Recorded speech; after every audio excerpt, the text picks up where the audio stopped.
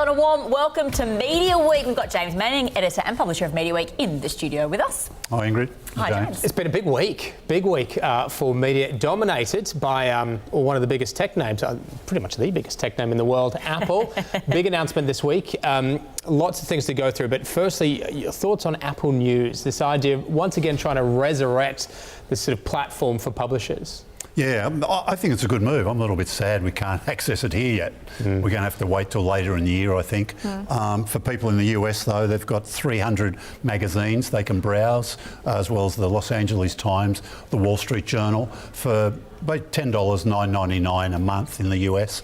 And a lot of people are seeing it as a sneaky way to get the Wall Street Journal on a cheaper subscription, because it costs a lot more than $10 a month in the US. Not all the publishers are keen to go on this, because my understanding is Apple takes a fair whack of the subscription, don't they? They do, yeah. Like I think the New York Times decided not to, because that's got a very successful standalone business, and they thought, nah, there's maybe no upside for us. But I think the Wall Street Journal saw it as a way of maybe reaching a lot of people who wouldn't take out a specific Wall Street Journal subscription. How's it fare versus other sort of competitors in the space? Because there's others that sort of group together these sort of subscriptions, isn't there? Yeah, there is. The name escapes you. There's another US one with a lot of titles too, but the Apple brand is going to give it a massive reach. Whether it'll get the numbers Apple's sort of been telling these publishers remains to be seen, because, you know, magazines have been doing it tough. A lot of people are getting news from other ways. So, and I'm, you know, old school like me like it, because it lets you browse all these magazines you can never afford. You know, Apple said something like $8,000 if you wanted to subscribe to all these magazines. You know. What about in terms of the streaming service? Because nothing like getting Reese Witherspoon and Oprah. Yeah, Oprah I told you. You were the one who brought it up, James. So he's all across it. He'll be signing up. Yeah, so Apple TV Plus, they're calling, that will be available in Australia when it launches globally later this year. And I think they've got a price yet. People are calling it a Netflix killer, but Apple doesn't want to down call to it their Netflix. content, right? Yeah, and there's no way this will make people give up their Netflix subscriptions. I thought Disney would have had more of a chance of doing that than Apple. At least we know what Disney have in the big banner content. Apple went early because they wanted to get in the marketplace before Disney Plus launches, to let people know it's coming. They can start making mental calculations. Okay, I might save a few dollars a month for Apple, and it'll be key properties. Like when in the early days of Netflix, House of Cards, got a lot of people involved in Netflix. As long as Apple get a couple of really standout programs, people might take it up. What are we hearing? Are people holding more than one of these streaming services on average? I mean, maybe not a Netflix killer, but surely people are just adding to their subscriptions because they're relatively cheap to hold. Stan's doing incredibly well in this market. I'm guessing most people have Stan probably have Netflix too. Yeah. I agree. I would. And Netflix is going to be on Foxtel now as well, right? Hasn't there been an agreement? You'll be able to, I think, you'll be able to access it from your Foxtel box. Yeah. But this was promised a little while ago. We still haven't heard actually how it's going to work. What about here in Australia, just finally, in terms of all these things that Apple has announced? Do we have any clarity as to when and if we're actually going to be able to access it? No, so Apple TV, I think Australia go in when they launch initially, because they said something like 100 countries, 100 territories around the world. It will look very different, though, I think, because of the rights issues. So there'll be a lot of content in the US we won't get here. The same, otherwise there might be some content here we get that won't be in other markets too. All right, well, let's move on from that for the moment and talk about our next guest, business journalist John Stensholt, who moved from Fairfax Media to News Corp last year. He's former editor of the BRW Rich List, and there was some speculation he may be involved in some sort of list at his new home at The Australian. Indeed, that was indeed the case. And this week has been teasing readers with limited information about the list, which will be revealed in full on Saturday in the Weekend Australian. Very pleased to say he joins us now to talk a little bit more about the list. Firstly, it's very ambiguous. Well, that's right. I mean, was there a big whiteboard session, or focus groups about what name to come out with the list? Oh, look, I think we obviously workshopped it here internally. We had a few ideas. You got to create something new, really, as well. Absolutely. Right? You can't just follow in what you've done previously, particularly when you're in a new role. So yeah, let's try and be bigger, better, and certainly unique. And that's what we've done. What attracted you to go to The Australian in the first place, I should ask?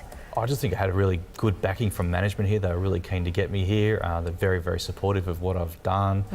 Look, it's been really good. I mean, really, I think people, the general public, readers, subscribers, hopefully too, will really enjoy what we've done for Saturday. It's really, really good.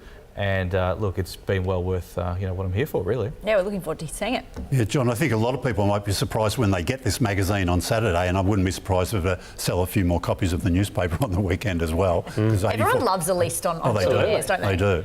But the number of billionaires, I mean, you nearly got to 100, didn't you? Yeah, that's right. We've got 96 billionaires on there, actually. So wow. I tried very hard to get to 100, but it's a major part of the list, really. So it just shows you how many successful people there are here in Australia. Entrepreneurship is well and truly alive. It's just an amazingly diverse group of people as well, from old money to new money and everything in between. There's young people on there. There's 95-year-olds on there. There's plenty of 60, 70-year-olds as well. And we've got some really, really interesting young people. And there's no discrepancy in age. It's the whole spectrum. It's the whole gamut, absolutely. Well, yeah, when you've got to come up with 250 names, you've got to take everyone. How willing are people to be open about their finances? Like, do they want to see themselves on this list? Do they sort of talk it up a little bit, Donald Trump style? Oh, you would not believe some of the information that I've seen from people. I'd love to see your inbox, actually. It'd be quite interesting to see. Just send you their bank balance. Go read that. I think that's actually happened in a couple of times. Fantastic. Look, yeah, really. I guess these people realise that it's the old sort of thing. Well, okay, if you're going to publish something, you may as well get it right in their mind, at least, right? So they want to see something accurate. I want to have, something accurate or something that we have got. We've gone directly to the source on this, and we've got this information. We've got an amazing amount of information in there. There's been so much work that's gone on in the background, and I reckon probably, 80-85% of the list do engage with us on a confidential basis. So funny. Fantastic. Love it. From your experience, you've worked on this at a couple of places now for quite a while. Is it harder to build a wealth or harder to hold on to it once you've got it? Oh, look, there's been some interesting examples of people losing wealth over time. I mean, people like Nathan Tinkley, that's exactly right. I mean, he made his money so quickly and he lost a lot of it so quickly too. Even James Packer's wealth, has gone backwards. He's obviously done a deal to split the family wealth with his sister Gretel a little bit, but even so, someone like that has found it hard to, maintain the wealth that he inherited. Look, I think something like the internet, it really does bring the barriers to entry down these days. So you see so many people able to build global businesses from Australia. I mean, you wouldn't have been able to do that 20, 30, 40 years ago because your market was literally your hometown or your country. And if you went overseas, maybe, you were a pioneer like a Frank Lowy in Westfield or something like that. But there's a handful of people like that at most, really, back then. It's different now. I'm interested as well because often you read it in Rich Lists, you see entrepreneurs of all different businesses and they've all got property investment as well. And that's a huge part of it. They're, tech and property, and everyone sort of has property there. Is that still the same this year, would you say, or has the property market and the falls we've seen in residential and things like that actually impacted the wealth of some of these people? Well, it's funny, we actually had a story in the Australian Today on Harry Triguboff, who was the apartment's king, right? But even he admitted to us in an interview that he went and had a look at industrial property. Right, which he never let know at the time. That's right. So, he was reading all these stories about industrial property booming and residential property going down. Obviously, his sales were drying up for Meriton. He's gone and had a look at industrial property and gone, well, actually, the returns I'm getting here are pretty good, but they're just as good as what I'm getting in residential property, even though residential property's down. So he's thought, nah, that's it. I'm sticking to my knitting.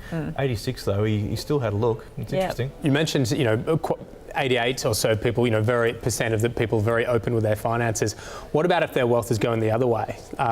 Do you find them necessarily knocking on the door saying, "Oh, John, by the way, here's how it's looking this year"? There might be a few assets that come out a little bit. I've seen that before, but in a falling market, like for example, when the GFC hit a decade or so ago, I mean, there's no getting out of it when your stock price is falling, right? So and that's happened to a few people over time, no doubt. I mean, I was very interested to see how much the market was falling in December, for example, remember? Yeah. And then everything's come back in January, February, a lot of it anyway. So you sort of...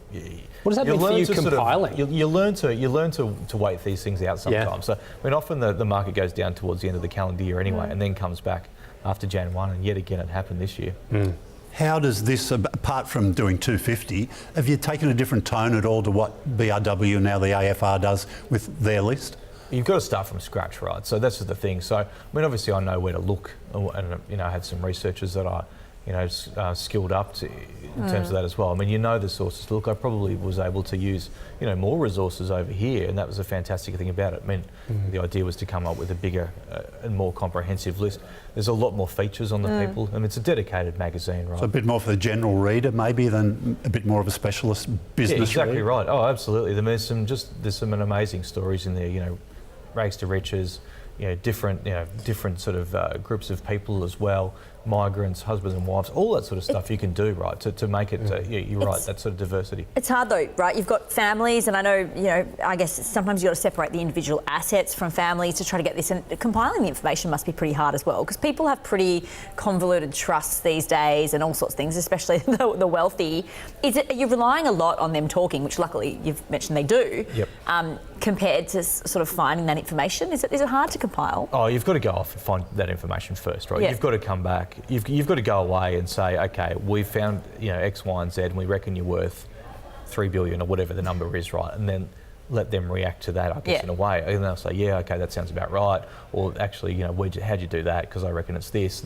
So I guess that's a bit of toing and froing in the background. Yeah. You've definitely got to go off and do your own work first, because, well, you've got to be prepared if they don't talk to you, right? Yeah. So. Has there ever been any sort of stories or individuals that you've gone, wow, that's actually, one, that's nuts and I don't believe you, or two, this is crazy inspirational?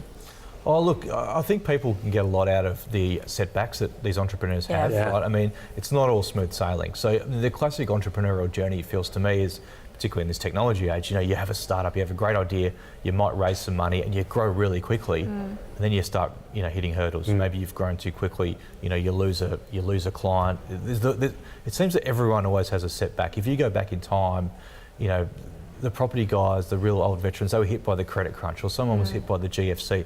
There's these moments in time for them where it's like a fork in the road moment where they go, okay, I've got to do this, and then I overcame that setback. So there's a classic tale of growing, overcoming setback, and then going again. I think that resonates a lot with a lot of people over there, which means they're not perfect, so they're fallible in that way. So it shows you that things can go wrong for even the richest people. John, successful business people seem to swarm all over whatever government's in power, but there's a perception that maybe they're politically conservative. Is that true? And are there many that buck that sort of? Oh, look, it is generally, I think, in their own beliefs. But I think there's a healthy dose of pragmatism as well in the business world, right? I mean, you just saw that. I mean, we had our margin call column today had a whole bunch of business people turning up to a fundraiser for the Labor Party and Bill Shorten overnight at Raheen, hosted by Anthony Pratt, right? I mean, a billionaire hosting a Labor Party, potential future Prime Minister. There's a message in that, isn't there? So, yes, they certainly are very conservative in that regard, but